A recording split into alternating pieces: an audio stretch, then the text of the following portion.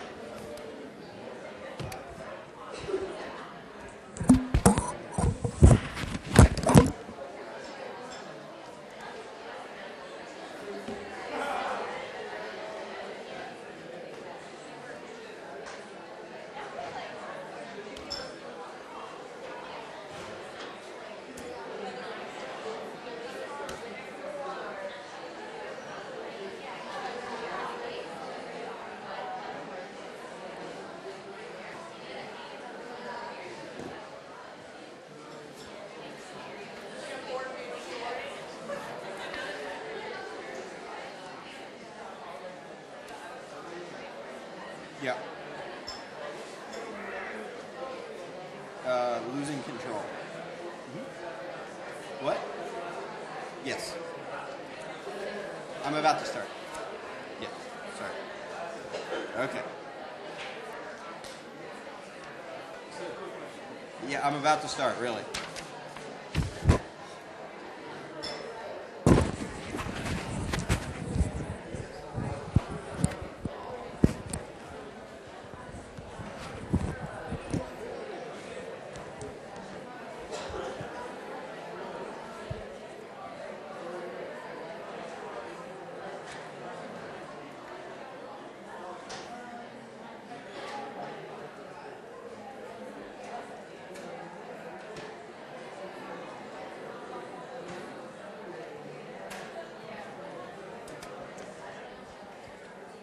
Okay, so we're getting close to the midpoint of the quarter, which means it's time to start thinking about the midterm, which is one of my least favorite parts of this class. I'm sure it will be one of your least favorite too, because what's fun about taking an exam? In preparation for that, there's a couple different things that are relevant. We will be getting a practice exam online for you sometime this week. It'll probably be Thursday or Friday. So that'll get posted on the course website.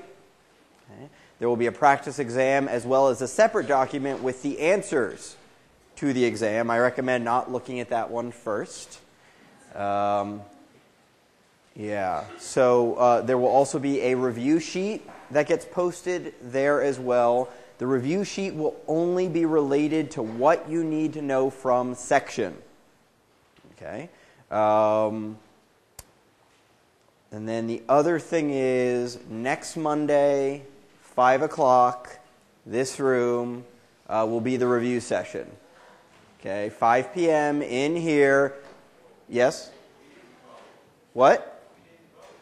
Oh, sorry, there was no need to vote. There was only one time that the registrar could do it. So we can take a vote, and then it would end up being that time, because that's the only time. I asked what the range of times were that they could give us a room with the intention of having folks come in and vote, but they said that was the only time. So it's Monday at 5. I have a request in to have someone give me, to set it up basically so that it can be audio podcast, so that for those of you who can't be here, you can hear the answers. Okay. I will also be having my office hours next week on Wednesday before the exam itself. So if those things aren't good enough options, you can certainly email me and we can try to figure out some other option as well if there's additional questions. But usually those two end up covering most people for most of the questions that they have. So I do not have confirmation yet that it will be podcast. I have a request in to have it podcast. But in the past, we've had success. Does anyone in here record the lectures on their own device? Usually there's a few people who do. No? You do back there? And does it come out as an MP3 or something on your computer? You don't know. Okay. Someone tries to remind me, I will try to also record that review session on my phone because we do have problems on occasion with getting that thing posted as one of the regular podcasts with everything else. And so if we have our own copy, i.e. I make a copy on my phone, that will ensure that we'll be able to get it posted somewhere. Yep. Till 6 or 6:30. So we have the room till 6:30. Traditionally, they've lasted about an hour or a little less, but I can stay till 6:30 until the room ceases to be ours. Yeah. So, and in that review session, I will be talking about lecture review material. So if there are questions about the section review material, those questions should be going to your TAs. Occasionally someone comes to my office hours and says, I want to ask you about Ellen Langer's book, Mindfulness. And I say, well, okay, that would make sense if I had read that book in the last 15 years, but I haven't. So I'm assigning books that I like and have known well in the past, but I don't keep reading them every quarter. Your TAs do, because they're the ones who are actually teaching from those books. So if there's questions for section, question for the books, those questions should be going to your TA. Okay. Any other questions? Yeah.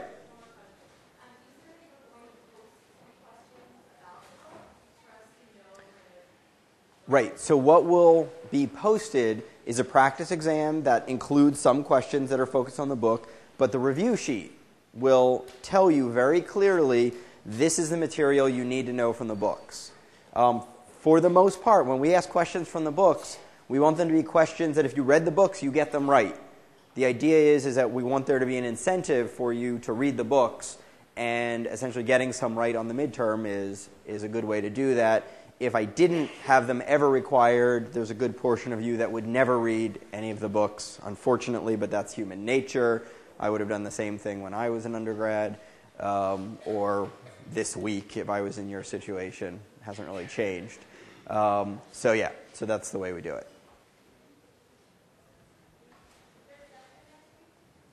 I think there isn't, right? We canceled section for next week.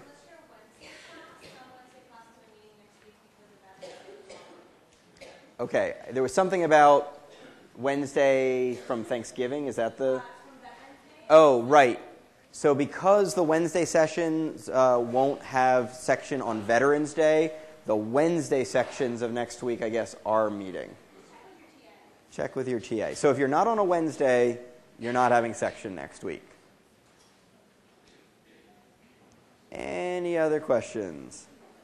Okay, the only other thing I have to warn you of is that at the end of lecture today, I literally need to run out of here. And people should never say literally when they don't mean it. I'm not going to actually run. But I need to leave. Basically, the second lecture ends because I'm giving a talk across campus 10 minutes after this class is over. So I will need to leave, and I won't be able to take questions after like I usually like to be able to do. So, how many questions on the midterm? Was that it? I don't know exactly at this point, but typically it's 45 to 50 multiple choice questions. It's a Scantron. We'll bring the Scantrons. Please bring number 2 pencils.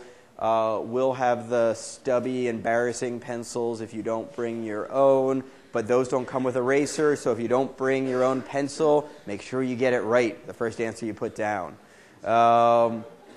And almost everybody finishes well before the hour and 15 minutes that you have. I know this historically. there will be 5 to 7 people who will stay to the end, but I know from experience that they would stay till the end if the exam was 6 hours long. And you still had the same number of questions I'm giving you. So for the vast majority of you, you will finish at about 40 minutes. It's not a real long exam. And just to let you know, the final exam will be the same way. So you'll have more time for the final, same number of questions. It'll take you the same amount of time, roughly speaking. The regular green scan.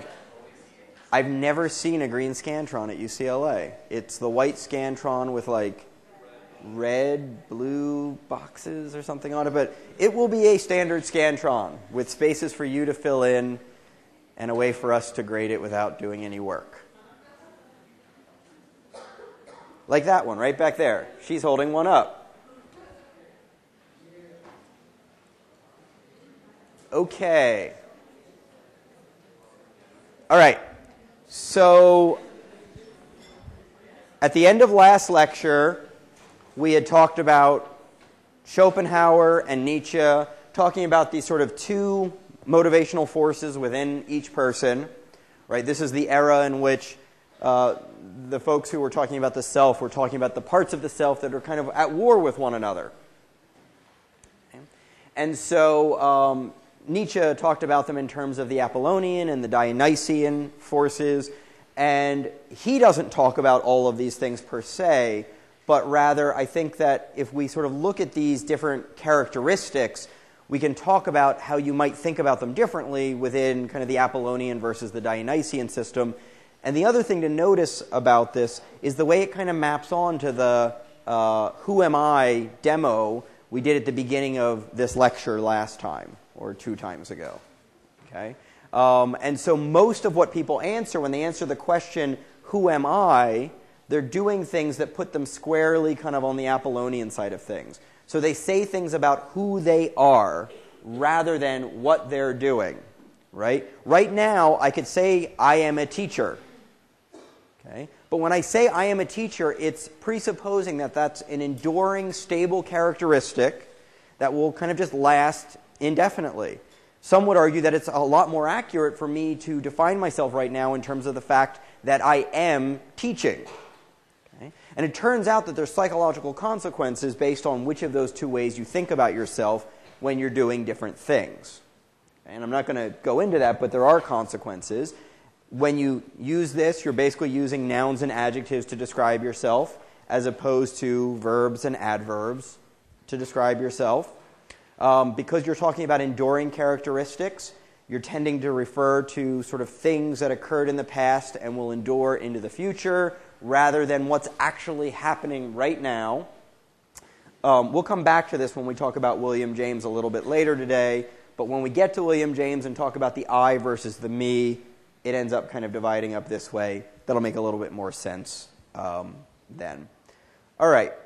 Now, Nietzsche said one other thing that I think is profoundly important for social psychology and sort of social psychological perspectives on the self, and in fact the entire next lecture that we're going to do after this one. So he wrote, and like many philosophers, they like to be offensive and offend our sensibilities as much as they can, and so he wrote that whatever they may think and say about their self, the great majority, i.e. all of you, okay, the great majority nonetheless do nothing for their self their whole life long.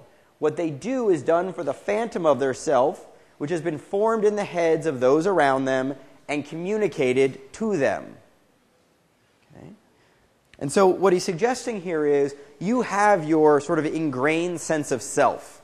You think it's personal, you think it comes from you, that it's something that emanates from you. It's special, unique, and it's yours. And what he's suggesting is that is an illusion. Okay? Those things that you feel intimately connected to as your own beliefs, your own preferences, your own identity, are all things that have been profoundly shaped by forces outside of you in ways that we do not recognize most of the time. And most of those forces are geared towards making us have identities and values that end up benefiting society and maybe or maybe not benefiting us personally. Okay. So putting this in the terms of what we were just talking about with Apollonian and Dionysian, what he suggests is that society is basically helping you construct the Apollonian side of yourself. To have a particular set of rules, norms, beliefs, values, all the things associated with your culture, perhaps your family. Okay. But once they get inside us, we think they're really ours, and somehow they came from us. Okay. And so, one example that I tend to go back to is, the freshman who shows up at college prepared to go to med school. Okay? You all either are or know this person. Okay? Half the people I went to school with were this person. And sometime during freshman or maybe sophomore year, a lot of these folks realize this is a terrible idea. I'm terrible at organic chemistry, right? I don't think I like any of this. I'm scared of the sight of blood, right? And I really want to be a choreographer. Not me. But I was having dinner last night with someone who dropped out of med school to become a choreographer. But then went back to med school. Right? So people will go through high school working so hard to get the best grades they can, to go to the best college they can, because they're dead set on becoming a doctor. Okay. Why? Well, in my family, the reason why anyone ever wanted to become a doctor is because I had a Jewish grandmother who, from the time I was very little, said, "Don't you want to be a doctor?" We need a doctor in the family. Right? And I said, "Doesn't a PhD count? That's a doctor?" Said, No, that doesn't count. My brother's name is Daniel Roberts. His initials are doctor. No, doesn't count. Okay? But in a lot of families, this gets in, and we internalize kind of what our parents or our grandparents or our society tells us about what would be a good thing for us to do. And we embrace that, and we go sort of full steam at it without actually knowing what it is that we're now wishing for. Right? When a 14-year-old decides they want to be a doctor, what do they know about what a doctor does? Right? Do they know about dealing with malpractice insurance? Probably not. Do they know about dealing with HMOs? Probably not. Right? There are many things that are great about being a doctor. There are many things that are terrible about being a doctor. And certain people really have a temperament suited to being a surgeon or being a general practitioner. But there's a lot of other people that, because our society values having doctors, people get encouraged and they come to internalize that in a way that, as they get older, they realize that doesn't actually suit me. But it's very hard to go through that transition because we really do internalize those things that come from those around us. Okay? And sometimes when I talk about this, people say, "Why are you picking on doctors?" Right? I'm not. Doctors are awesome. We'd all be in a lot of trouble without them. That's kind of why this phenomenon occurs. It's because they are so valuable to society that it sets up this sort of circular process where people are more generically encouraged to become doctors than may fit their kind of temperament and so on. But you could do it for anything else that was very highly valued, I'm sure. Okay. So our last group of philosophers, and now we start bleeding into people who are both philosophers and psychologists who think big. There's a bit of a more mishmash of ideas, and things get a lot more kind of postmodern seeming at this point. Yeah.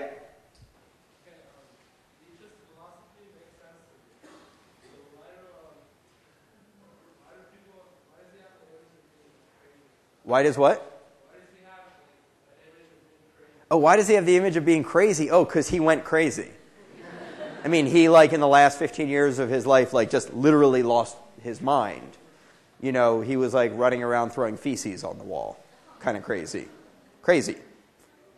Yeah. Now, other people think he's crazy because they don't, because they don't agree with him. But here we go back to our very good example of the reasonable person standard, and you think, well, he makes sense to me, therefore why would anyone else think he's crazy? Okay, and if I put that as an exam question, that would be an instance of... Anyone? Oh, you got some studying to do. Well, it involves subjective construal, but what he did would be an example of naive realism. I heard someone say it. Naive realism. Okay. But I feel the same way, because I don't think he's crazy either. Everyone who disagrees, you're the crazy ones. I'm kidding. What? He was German. As am I. Us Germans, we stick together. No, I'm kidding. Went to Germany once. Not a real fun place to visit. Anyway. Germany? Hawaii. Yeah, okay. Okay, but let's leave Germany and go to France. Okay. Jean-Paul Sartre wrote a book called Transcendence of the Ego that I and 6 other people in the world have ever read, because it is not a very well-known book of his, but it's a really insightful book. And in this, he wrote the following. He wrote, "There is no I on the unreflected level. When I run after a streetcar, when I look at the time, when I am absorbed in contemplating a portrait, there is no I. There is consciousness of, quote, the streetcar having to be overtaken.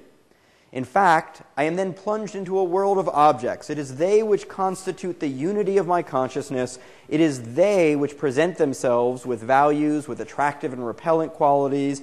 But me, I have disappeared. I have annihilated myself. There is no place for me on this level." Okay? So he's no longer debating whether the self exists or not. What he's suggesting is that the identity that we sort of think of when we think about ourselves is often not actually there. It's there when we stop to think about it. It's like the refrigerator. When you open the door, you see the light on. Okay? When you close the door, you assume the light is still on because you didn't see it go off. But it's only there when you pull the door open and look at the light. Okay? And what he's suggesting is the self is kind of the same way. The self is there whenever you go look for it, which is odd because Hume said the opposite, right? But, I can be reflecting on myself, and that can be taken as the action of the self, evidence for the self, and Kant's perspective sort of supports that. But he said, most of the time in my life, I'm running around doing things, and that self that I identify with, there's no evidence of it. I'm busy living life. Okay, there's experience, but not me thinking about my experience. And so this goes back to Descartes. Descartes said, I cannot doubt that I exist because I would be doubting that I exist. But when Descartes' doing that, he's engaged in very reflective, conscious acts. And what Sartre is essentially saying is, what if Descartes wasn't busy doubting right now? Would he still exist? I mean, as a person, yes, but would his self exist? And Sartre questions that. And I think that's an interesting thing to question. Again, you don't have to agree with him, but I think it's an interesting perspective to say, when I'm busy living my life, where is that I that I think is so central to me that I'm doing all this stuff for? Yeah, in the back. So does he also posit that the self is kind of like constructed anew every time that we contemplate? So right, so the question is, does he posit that the self is constructed anew every time? He doesn't really get into that, and just from other things he's written, my guess is he thinks the self is enduring. That is, it keeps popping back into existence. Every time you open the refrigerator, it's the same light that goes on. But he also, I mean, what he's most famous for saying is, you are completely responsible for every aspect of who you are. That, everything that we do is a choice. And in college, I thought that was a really cool idea. Now that I know more about psychology and neuroscience, I think that's, insane. A vast portion of who you are was determined by your genes, before you took your first breath. out here. But a lot is decided based on your choices, and I think that's a reasonable perspective. But he's more focused on the fact that, the light isn't on when the refrigerator isn't open. Okay? And we assume it is, but it isn't, and we shouldn't assume that. Okay? So what he's suggesting is there's something intimately connected between the self and reflective processing. That you only get the self when you're trying to reflect on whatever it is. Okay? So, what causes us to have a self in the first place? Where does it come from? Where does this reflective processing come from that causes us to think about who we are? Okay? As far as we know, no other animal does this except for us. Now, in Sartre's most famous book, Being in Nothingness, the one that he got the Nobel Prize for, and unlike some other people who recently got Nobel Prizes, Sartre actually turned down the Nobel Prize. I'd like to think Obama will someday deserve getting a Nobel Prize. I'm a fan, but really, I deserve one as much as he does. Right? I mean, my brothers used to fight, and I got them to separate. Peacemaker. Okay. So in Sartre's most famous work, Being in Nothingness, there's a lot of really confusing stuff. And maybe you'll feel that about the part I'm going to read to you. But there's a section in the book called The Look. And Sartre's idea is that the thing that makes us reflect in the first place and think about who we are is this, almost this. Okay? Being looked at, being seen by others. I wish I had a picture that looked like this that was human eyes, but for instance, all the pictures I can find on Google that are just eyes without nothing in the dark, all cat eyes. All. I looked. So he thinks the eyes of others are profoundly important in shaping us having a self. And this is kind of hyperbolic. I don't know that we should take what I'm going to read to you in any way literally, but I think it's provocative. Okay? So he describes a scene. He describes himself, but kind of a fictional himself. He says, I am in a public park. Not far away, there is a lawn, and along the edge of that lawn there are benches. A man passes by those benches, and I see that man. I apprehend him as an object and at the same time as a man. What does this signify? What do I mean when I assert that this object is a man? Okay, well, we've talked about this, right? Other people are different than just about anything else in the universe, because when we look at other people and recognize them as people, we recognize that they have thoughts, feelings, perspectives, and so on. So we're all objects in one sense, but we're special objects. When we say someone is a person, is a man, the way he's describing it, that's what we're referring to, is that there's an internal experience associated with that person. Sartre goes on, when I say this object is a man, it means there is a regrouping in which I take part, but which escapes me. A regrouping of all the objects which inhabit my universe. And I'll explain that in a second. Okay. The green lawn turns towards the other, this man, a face which escapes me. I apprehend the relation of the green to this other person as an objective relation, but I cannot comprehend the green as it appears to him. Okay? Thus, suddenly, an object has appeared which has stolen the world from me. The appearance of the other in the world, therefore, corresponds to a fixed sliding of the whole universe towards this other. Okay, so what he's saying is each of us have an experience of the world, and it kind of seems like the world is there for us, right? It's like I'm the sole viewer in the movie that is my life, watching all of you right now and whatever it is I'll do in an hour and an hour after that and so on, and I'm always viewing that. And we know from subjective construal that my view of that will be different than anyone else's. It won't be the same as anyone else's, sometimes in significant ways, sometimes in minor ways. So when he says the lawn turns a face to that other person that I cannot see, He's not simply saying, if I'm on this side, I can only see this side of the grass and he can see the other side of the grass. That's not what he means. I mean, that's true too. But what he means is there's a way that that other person is experiencing the world, and it's a movie, an experience for him that I can never experience.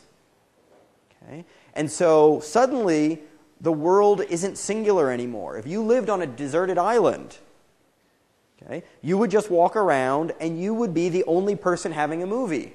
And so everything would objectively be however you perceived it to be. Because there would be no one to say, well, I see it differently.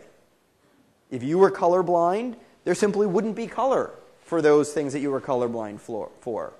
Right? You need someone else to come along and say, I see things differently, before it ever occurs to you that there is another way to see. Imagine that there is some sixth or seventh sense that some other animal has. Well, it would never occur to us, right, if we didn't know about that animal. We would just think, well, touch, sound, sight, smell, those are all the things that you can have, right? Well, no, those are the ones we do have. Who knows? Who knows?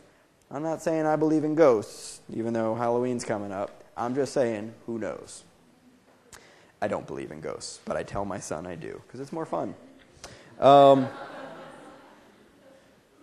So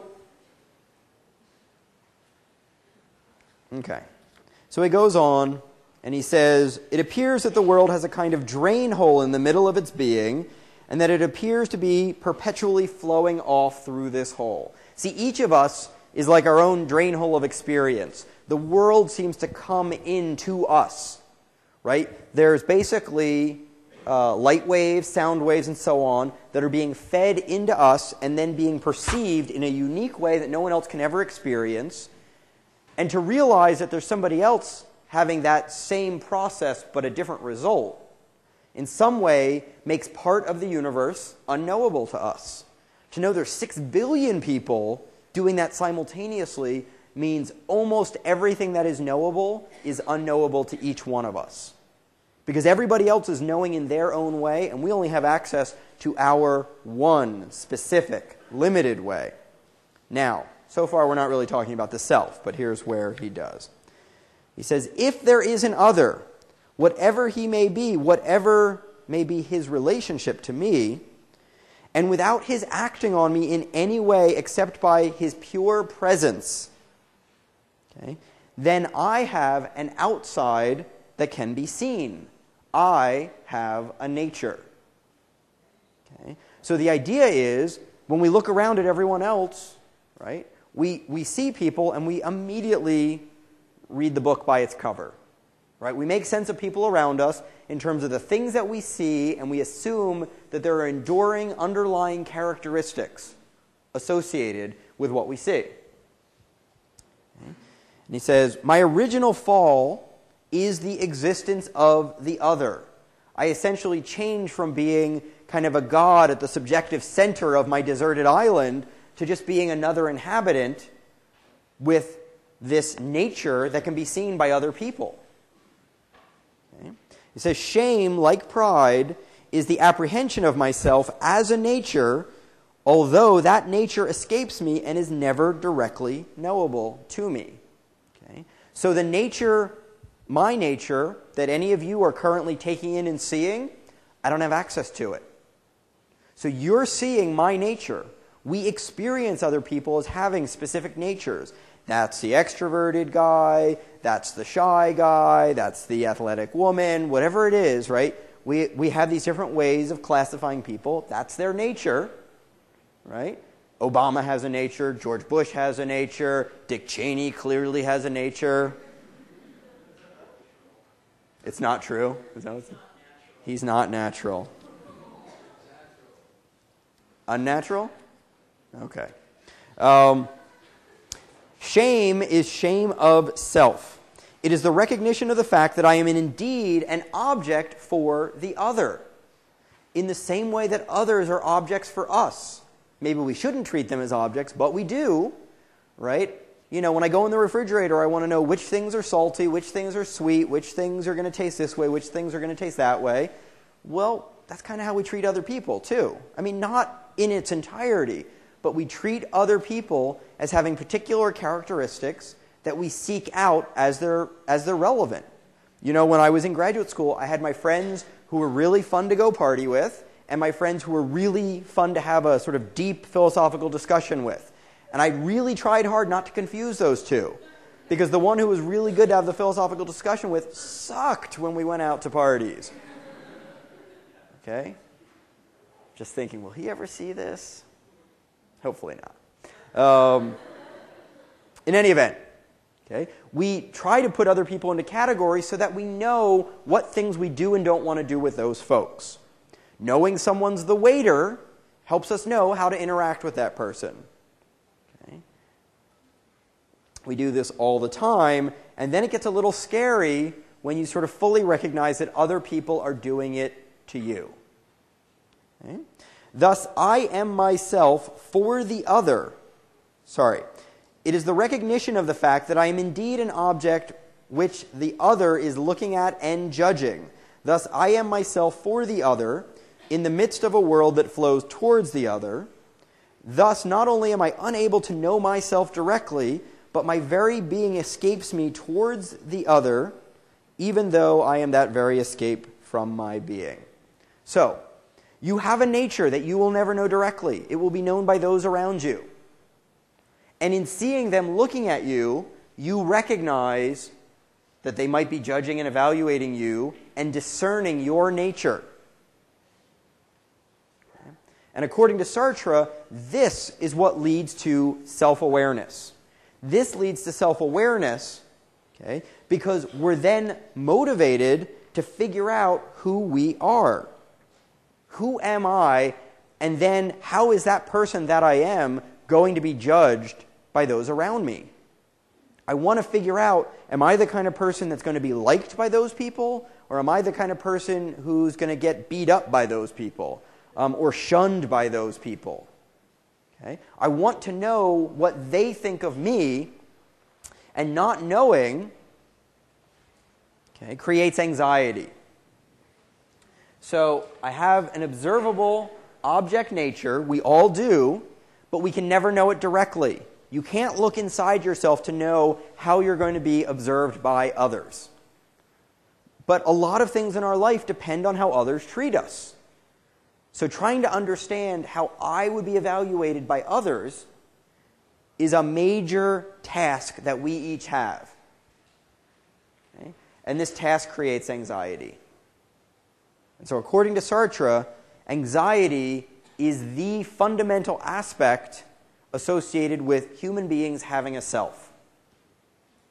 If there was no anxiety, he would argue there would be no self. I mean, maybe if you already had a self, you'd keep it. But if there was never anxiety in the first place, if there was never worry about what anyone else was going to think about you, you might not go trying to figure out who you are.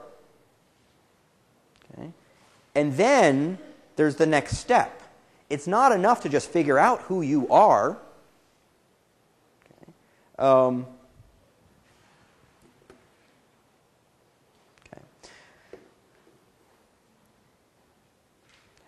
We try to actively construct the right observable self for others. Okay, and this can be, not always, but this can be a very conscious, reflective process. So a lot of the things that we do in our lives are designed to make us into the person that we want to be.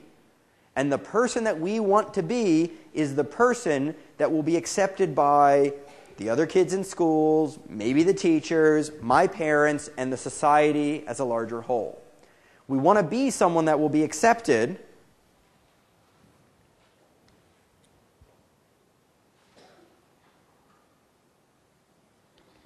And so we work hard to make ourselves into someone acceptable, likable, valued.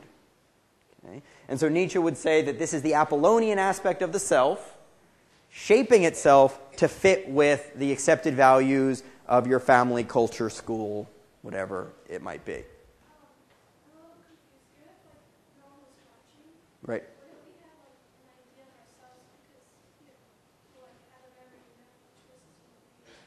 Right, so the question is, would you have memories of yourself, okay, if there were no other people around? Okay? And, you know, we don't know. There are very few people who have been raised by wolves. But, you know, the people that have been raised by wolves seem to have fundamentally different kinds of selves than the rest of us. And yes, there have been people raised by wolves, if you didn't know that.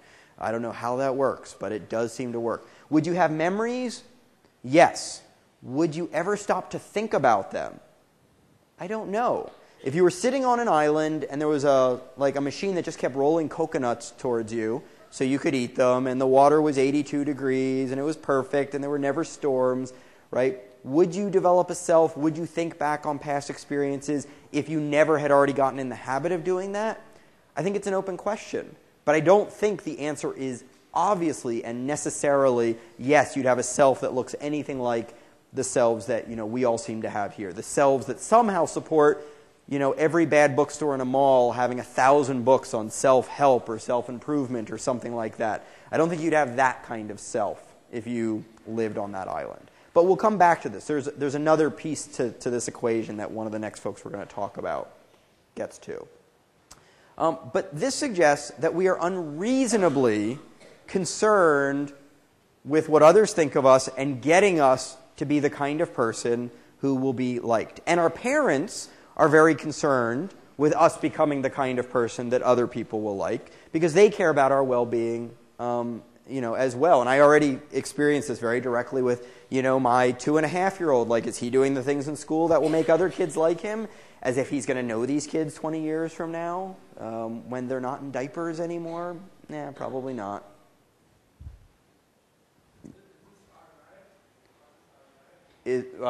Probably not, because I said it's a conscious reflective process. Why isn't it automatic? Well, early on, almost nothing's automatic. Right? So early on, you know, my 2-year-old, even when he was 6, 9 months old, he was constantly watching what the kids that were 6, 9 months, a year older than him were doing. Constantly. We would go somewhere like the mall, and he would just watch. And he didn't want to watch the kids that were his age. He wanted to watch the kids that were older. And I think that there was something going on, and, you know, of course, this is me anthropomorphizing what I can see there, but it seemed like there was something going on there where he was like, I'm trying to figure out what's going to be important. What are the things I need to learn to sort of become one of them? And I think that that's a very active process. I think if you go look at a 5th grade or a 7th grade, particularly 7th, 8th grade, everyone is absolutely obsessed with, you know, which group am I in? Right? Mean Girls was a really nice example of, you know, the different groups you get and, you know, the jungle that is middle school, high school, whatever. And there is a very conscious focus on, like, am I wearing the right things? Am I sitting with the right person at lunch? I don't think that's automatic. I'm not saying there aren't automatic things that support this as well, but there's a lot of conscious reflective processing going on there. Oh, I think there's automatic stuff there as well, but I think the reason it happens at all is because it's conscious reflective. Like, my cat never did that. My cat couldn't care less what we thought of her. Couldn't care less. Right? It just didn't register because she didn't have the right stuff. And one of the things that she didn't have was conscious reflective processing. She had conscious experience, but not conscious reflective thought. So, I'd like to do a little demonstration, not in class. It's actually going to be homework for you. What? Homework? Now, this is fun homework. And when I say fun, I mean it's fun for me to assign this homework. What I'm going to ask each of you to do, okay, I'm going to ask each of you, how many people in here know what lipstick is?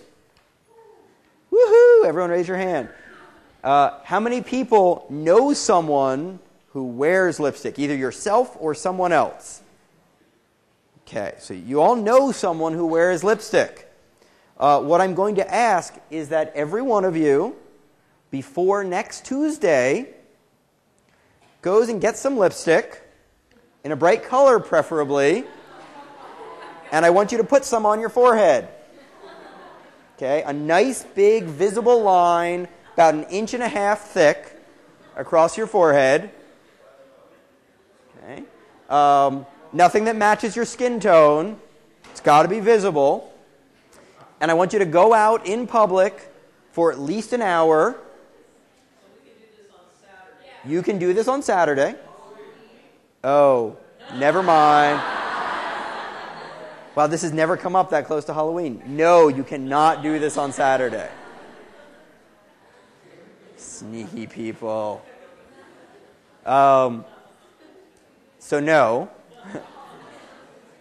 Okay. Go out for an hour. You cannot do it in teams. You can't go out with someone from here and do it with them.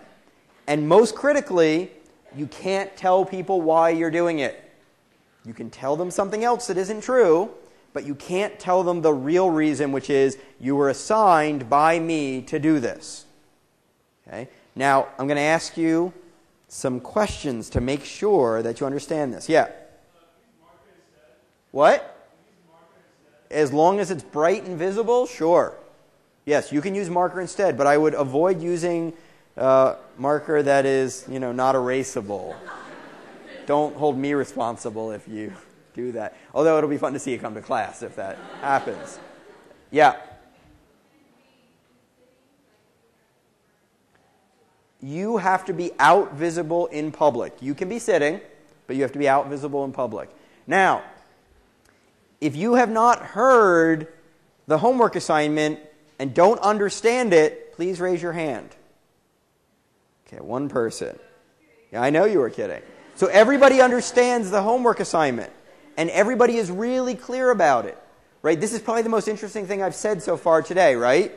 Right? It's interesting, which means there's no reason why you would forget that this is your homework assignment. And of course, I'm going to post these slides after class, so you'll download them and you'll see this again, right? So it's going to be really interesting next Tuesday when half of you tell me you forgot, okay? And that'll just be half of you. The other half of you will mostly make up excuses for why you didn't do it, okay? But I want you to really go do this. Okay, I want you to go do this, and it's very relevant to what we're talking about here. And next Tuesday, we'll talk about this at the beginning of class. Extra credit? Nope.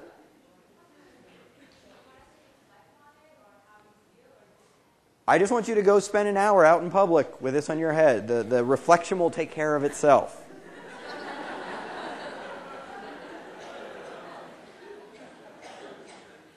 Okay. How many of you are going to do this? Raise your hands, all of you. I gave you a homework assignment.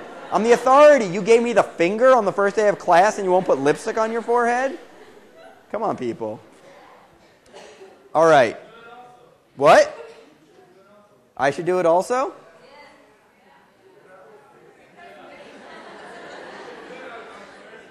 So after my name it says PhD.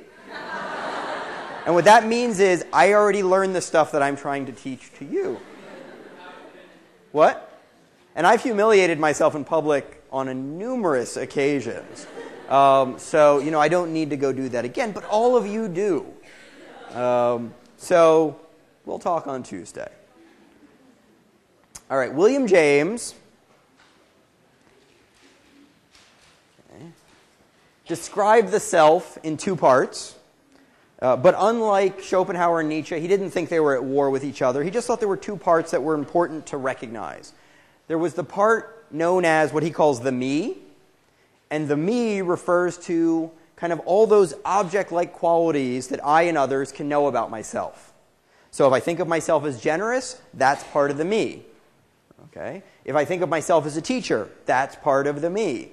He also thought that the zip code you live in, the house you live in, the people you're related to, all those things are part of me. In essence, all the things you answered on that question, who am I, he would say are the answers to who am me. Okay, who am me? But he probably wouldn't say it that way. It's that list of enduring attributes about the self. And what he would say is, it's our attempt to create a thumbnail sketch, a sketch like an artist might do, of who we are. And so it's not that we have direct introspective access or anything, but rather we watch ourselves, we notice the things that we think and feel, and we try to draw inferences like we might about anyone else, and we sort of make a sketch in our head that's not ever going to be complete, it's not going to be fully accurate, but it's a sketch of who we are. And then he said, on the other hand, we have the I, which is the active part of the self that's going and doing things, the self that's motivated to go get lunch when it's lunchtime, to study when you want to do well on an exam. There's this self that's the doing self, the experiencing self in the moment. And what happens is parts of that experiencing self, they get saved in memory. So you have an experience right now, and now you go on to the next experience. What happens to that past experience? Well, a lot of them just get lost in the dustbin of history. But sometimes we reflect back on that experience and we say, wow, that experience really tells me something about myself. I'm the kind of person who, fill in the blank. And once we do that, we're taking something that at one moment was our ongoing experience, the I experiencing the world, and in the next moment it becomes a memory that we can judge, okay, and evaluate and say, is that something reflective of me? Okay? The reason why he uses this construction of I and me is because whenever you use I in a sentence, it's the subject of a sentence. And whenever you use me in a sentence, it's the object of a sentence.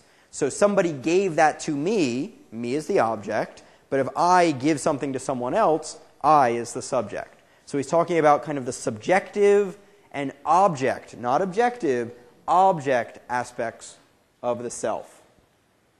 Okay? I have no idea why I wrote first ski trip. I could go back and listen to the podcast and get back to you from last quarter. I have no idea why I said that. But what's important is, can our me be wrong? Yeah, it can be wrong, right? We're trying to create generalizations about ourselves, but they're not all right. Did I tell you about me being an introvert? Did I tell you that story? No, I didn't? Okay. So when I went to grad school, I was studying introversion and extroversion. Okay? And, I had just come from being a philosophy major. I really sort of valued kind of deep thought and kind of people being on their own and focusing. And in Boston, it's snowy all the time, so you're snowed in. And I'm like, I'm that person. And so I was studying introversion and extroversion, so I would take the extroversion scale. And lo and behold, I would score incredibly highly on introversion. Okay? As far as I knew, I was like the most introverted guy I knew. Okay? And that's how I scored. Like, I wasn't trying to fudge the data or anything. It's what I really believed about myself. And I remember talking to a friend of mine. His name was actually Guy. Okay? And I was talking to him. We were taking a bus somewhere, and I told him about my research, and I told him that, I was high on extroversion. I think he actually punched me in the arm. And he went, "You're not extroverted. You're an idiot." Okay? I mean, you're not introverted. You're an idiot, right? Because I'm not. I'm not introverted. I was just wrong about myself. And that probably came from the things that I valued at that time. I valued a lot of aspects of what's associated with introversion, but I was just mistaken about myself. So clearly, we can be wrong about ourselves, or at least I can. And I think that happens not infrequently, although not all the time either. William James said one other thing that's really, really important to a social psychological perspective on the self. This is the statement that, 1,000 papers in social psychology have focused on this statement in thinking about and talking about the self. He said, "I have as many selves as there are people who recognize me."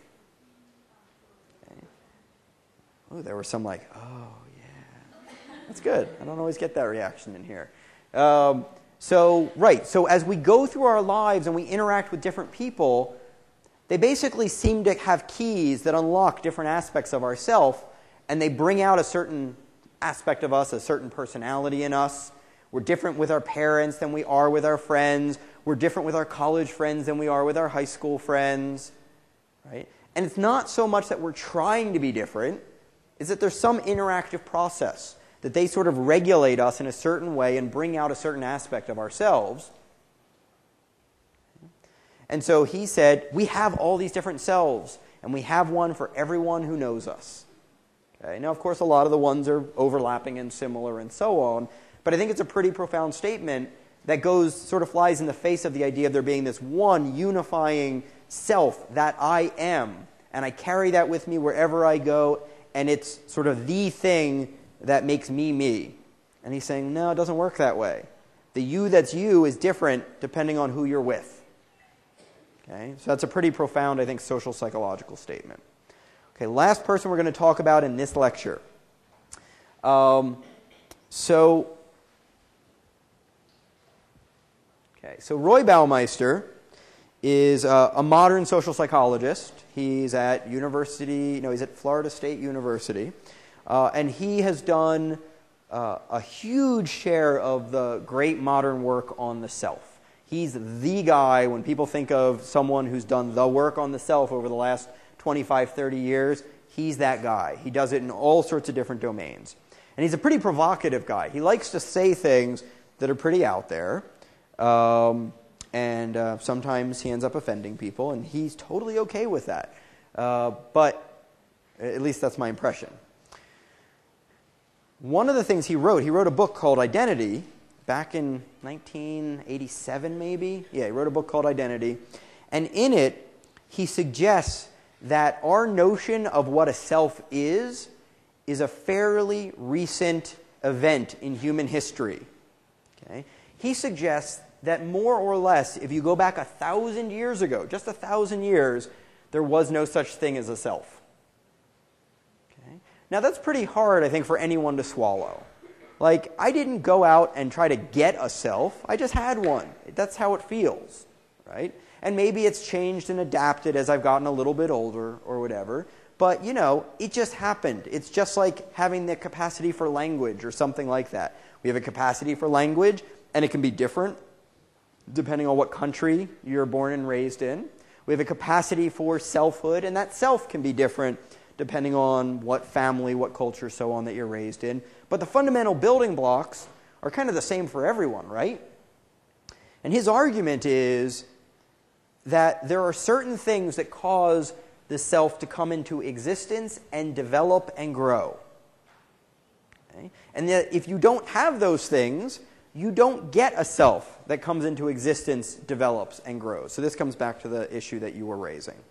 And rather than just focusing on other people judging you, as Sartre did, and he certainly, I think, would endorse that as one of the things that can drive the self, he suggests that the thing that drives the development of the self in the modern sense are sort of the difficult choice points in our life.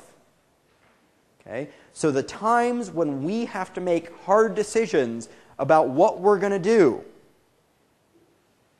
Okay? D.D. Reese or not. I'm kidding, that would not count. Okay? But when we have hard choices to make in our lives, he said that is a time at which we define some aspect of ourselves. We have this hard decision, and what we're struggling with is, am I the person who does this or does this? I'm debating whether or not to go to law school or medical school. And in that debate, what I'm trying to figure out is the person I want to be, is the person I am, the kind of person who would do well and be happy as a lawyer or do well and be happy as a doctor? It's not decided until I figure it out. And so that choice process is a way of revealing to ourselves and to others who we are, what we're made of. And the second half of his insight is that as the world has changed over the last 1,000 years, there have been dramatic changes in the number of difficult choice points that most people have in society. And he's only talking about Western civilization. He's clear to say, I'm not talking about Asia, I'm talking about Europe, and Europe, bleeding over into the places that they founded, like, America, Australia, what have you. And so he said, there were all these decisions that we have to make today that 1,000 years ago, in the Dark Ages, in the Middle Ages, people simply didn't make.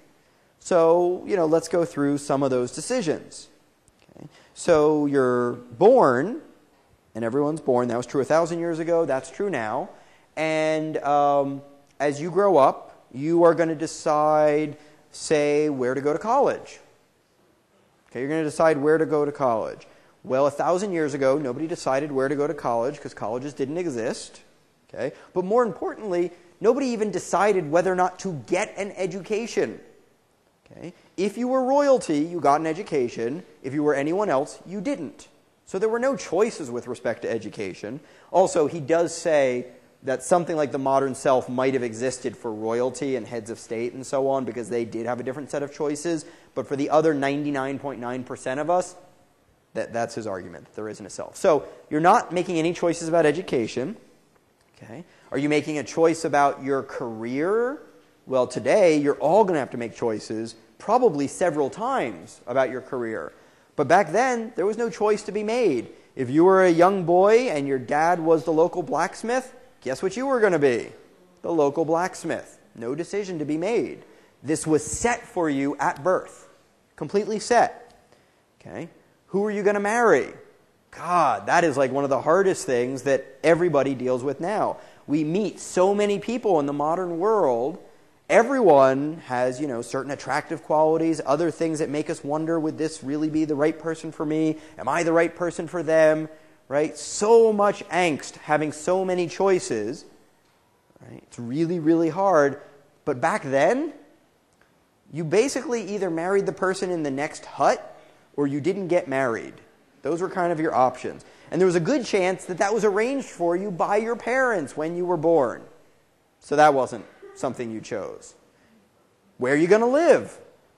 Right? All of you could choose to live anywhere. I've lived in a number of different cities in my life. Okay? I have to choose whether this is the one I'm going to stay in indefinitely. Okay? 1,000 years ago, no choices about that. You probably were going to be born, raised, and die in the same shack. Okay? People spent their whole lives living in the same house with their parents, and then when their parents died, they were the parents, and then their kids grew up and would live in the same house. Okay? No choice. Religion. People struggle with religion today. Nobody struggled with religion 1,000 years ago because there were no choices. Everyone you knew had the exact same religion as you, and there was no discussion or debate about it. Okay? I think that's a fair swath of the big major decisions we make in our lives. And for someone born 1,000 years ago, there's a good chance that they would not have to make a single one of those decisions. And so those choice points where you try to figure out what kind of person am I, they're not present. Or at least they're present in a far smaller degree. And he would suggest that the more you have to go through those choice points, the more you're going to see the development of the modern construct of the self. So let's start over there and then we'll come back. Yeah.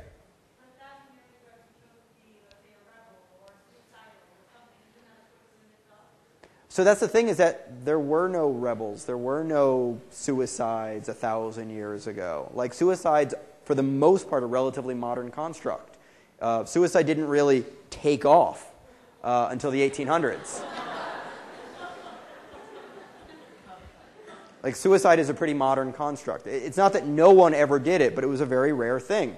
And Roy Baumeister, who's actually written books on suicide, said suicide is largely about shame of self, and that if you don't have a developed self, that's one of the reasons you don't see suicide.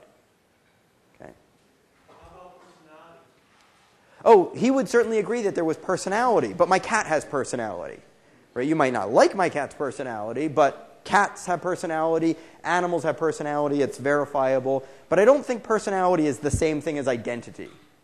Okay? So, there are lots of people who decide, these are the things I value in my life, these are the goals that I want to set, and I identify with those goals. I identify, with my religion, my culture, whatever it is. And I can do that whether I'm extroverted, introverted, neurotic, not neurotic.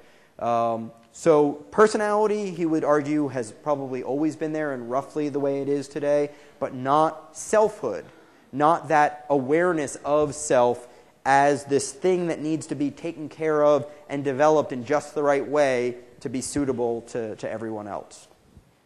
So was he also saying that those people who don't have these choice points, that they don't have opportunity to choose to go to college because of certain circumstances, that it's not possible for them to have a self in the Western civilization? Yeah, he would basically say that they either don't have a self like we do, or that it's a much more sort of degraded, primitive form. Not because they were more primitive people, but because their social lives were so set for them that it didn't force them to spend the time thinking. It's a little bit like saying, what would have happened to Michael Jordan if no one had ever given him a basketball? If he had never touched a basketball, would he have become the basketball expert, legend, whatever? There are sort of capacities that we have, but we develop them through practice, expertise, reflection, experience. And what he's saying is the self part, he would say in the modern world, we're all self-experts, at least in Western civilization. We think a lot about ourselves. We think about who we want that self to be in the future. We do things to make sure that that self becomes that person we want to be. We do all these things actively. And so we have all this experience developing this expertise with the self and how it relates to everything else. And those folks 1,000 years ago, they didn't go through that experience, so they didn't develop those kinds of expertise with selfhood. What's that? What about the Amish? My stepmom grew up near the Amish in Pennsylvania. I don't know that much about the Amish other than awesome beards. But no, in seriousness, if the entire world was nothing but Amish, I think you could argue that, maybe they don't have the same choice points. But I think actually being Amish in this world today might lead to a lot of very intense, serious choice points. When they turn 16, they're literally forced to decide, are you going to stay or are you going to leave? Right? What bigger choice point is that? Leave your family forever or stay and be part of this world that's so different than everything else that's out there around you. So I think that, we could think that people 1,000 years ago were kind of like the Amish surrounded by nothing but Amish, which is very different than being here's 100 people who are Amish and you're constantly seeing, Porsches drive by on the highway 100 yards away going, why doesn't my horse pull my buggy like that? So, it's complicated. Yeah.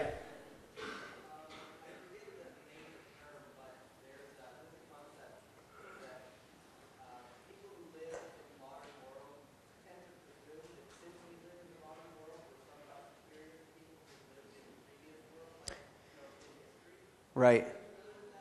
It just sounds like arrogance. There was this thing when, the United States was being founded, there was this concept of manifest destiny. I don't know if that's the term you're thinking of. I'm betting it isn't. But the idea was because we're sort of moderns and the Native American Indians who were here were uncivilized, which turned out to be nonsense, that somehow it was kind of appropriate for us to take over for them and kind of treat them like children, because we were like the adults and they were like the children.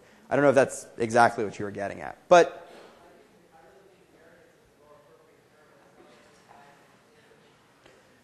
what's that? No. Sorry, I think you've misunderstood him. First of all, he's talking about us, our own ancestors. He's not talking about some other culture. But I don't think to say that some other group doesn't have a self is hardly an attack on those people. Okay? His lab has also done a lot of work showing, as Sartre suggested, that having a modern type of self dramatically increases the level of neuroticism in society. The more developed self you have, the more anxiety you have, the less sort of comfort with your life you have. So I don't think he's by any means suggesting that it's a good thing to have this modern thing that we describe as the self. He's simply saying it's different today because of these circumstances. I don't think he thinks that's a really good thing necessarily at all. So I think that's different than what he would suggest. Now the last thing I want to talk about today is the evidence that he generated for this hypothesis. Okay? Now, of course, as a modern psychologist, you can't go back and run the experiments. You can't say we're going to run one condition of people from the modern world, and then we'll go get some subjects who were born in 1100 AD, and we'll run them next to each other and see which of them have more developed self-concepts. It doesn't work that way. And so he had to take another approach. And his approach, which I think was quite clever for someone trained as an experimental psychologist, was to go back and look at essentially the cultural artifacts over the last 1,000 years. Okay? He went and looked at things like the diaries that have been written over the course of those 1,000 years. Autobiographies, the novels that have been written, okay? The way any written stuff characterized mental states and wrote about them. And what he finds, sort of with each of these different indices that he looks at, is that you see this development of more of those things occurring kind of per person in society as industrialization occurs, as kind of religious conflict develops, as these things occur that kind of create each of these new choice points, where people move into cities where they have more choices of who to meet, where to work, where to go to school, and you see a tracking of the development of artifacts that you would expect to see if there was sort of a modern self-concept there. So 1,000 years ago, there was no such thing as a diary. Okay? The only people who wrote anything remotely like a diary were the aristocracy. And even when literacy developed over the next couple hundred years, you still didn't see people writing about their own experiences. People didn't write in diaries. And what is a diary but me reflecting myself and my experiences to me for further analysis, for further consideration in some way? Okay? You don't see that developing until these kinds of conflictual choice points are arising. And you see this in all the sort of cultural artifacts he looks at. Does that prove that he's right? No, it doesn't prove that he's right, but I think it's very suggestive. I think it's very interesting that there is that tracking. Did you know that people didn't use mirrors till the 1700s? Like, the mirror basically didn't exist. The only people who had mirrors were priests and kings. Okay, nobody else had them. So most people would live their entire lives without ever seeing their own reflection. Think about that. Think how different that is than the life you all live now, where you see your reflection constantly. Everyone spends time in front of the mirror. There's pictures being taken of you perpetually, videotape, so on.